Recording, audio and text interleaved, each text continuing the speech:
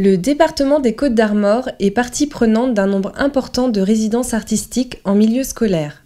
Convaincu de l'intérêt des dispositifs d'éducation artistique et culturelle à destination des collégiens, le département a soutenu 14 résidences en 2018, 2 fois plus qu'en 2016. On a vu l'importance de l'accès à la culture, mais surtout l'importance de l'accès aux œuvres et aux artistes et une confrontation directe.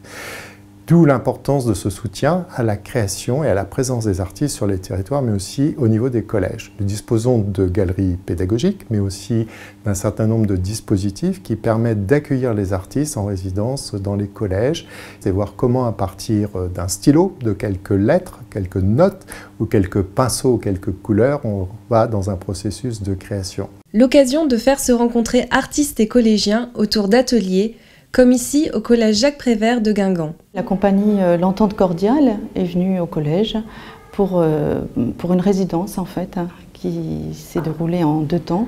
Ils sont venus une semaine. Ça a commencé par des débats en fait, autour de la réécriture du conte de Hansel et Gretel. C'était 10 heures d'atelier, 2 heures, 3 heures par jour.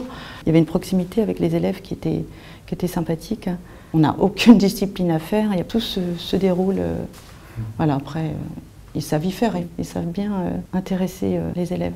Qu'est-ce que vous avez retrouvé dans la pièce par rapport aux ateliers que vous avez fait avec Alice Margot? La danse Fortnite. C'était dans quel atelier que vous avez fait faire ça? C'était quand on fait des marches d'enfants. C'était dans des marches enfants, des marches adultes. C'est toujours des choses qu'on construit à plusieurs. Donc nous, on rencontre un certain nombre de compagnies au cours de l'année. On décide de les soutenir. Donc là, on est coproducteur de ce spectacle.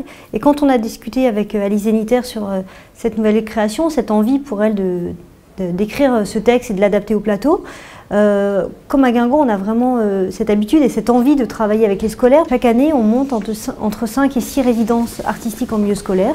On a demandé à Alice si, dans le cadre de cet accompagnement qu'on faisait de sa création, elle acceptait de travailler avec 2 classes de 6e, donc elle a accepté. On est venu à un moment du travail où nous, on était déjà assez avancés, c'est-à-dire le texte, il était fini, les décors, ils étaient construits, on était assez avancés dans les répétitions, mais par contre, à chaque fois qu'on le montrait à des adultes, les adultes nous disaient « mais vous êtes sûr que pour les enfants, ces thèmes-là sont pas trop durs? Vous êtes sûr que y a pas des choses un peu terrifiantes ?» Donc on a fait plusieurs ateliers, on a abordé avec eux la question de la pauvreté, la question des relations parents-enfants, la figure de la sorcière. Au Moyen-Âge, la forêt, c'est une zone qui terrifie tout le monde. Il y a encore des loups, il y a des brigands. On n'est pas sûr qu'il n'y ait pas des lutins, des elfes, des sorcières, etc. Mais pour nous, ce qui nous fait peur, c'est de se dire qu'il y a des quartiers entiers d'une ville qui sont abandonnés. Dedans, il n'y a plus de lumière le soir, il n'y a plus de réverbère. Il y a des bruits bizarres, il y a des ombres parfois qui passent. Et il y a des gens qui ont vécu avant. Oui, voilà. Aussi dedans. Et on ne sait pas où ils sont passés. Et en fait, on s'est aperçu qu'ils avaient énormément de choses à en dire, qu'ils n'étaient pas du tout naïfs. Et puis en leur faisant faire des petits exercices de théâtre, on a aussi été assez amusés de retrouver des intuitions que nous, on avait eues en créant les personnages. Donc c'était un chouette moment d'échange. Il était une fois une petite maison. Si petite et si laide qu'elle ne ressemblait à rien. Bien qu'elle ressemblait à toutes les petites maisons laides autour d'elle, ce qui est pareil.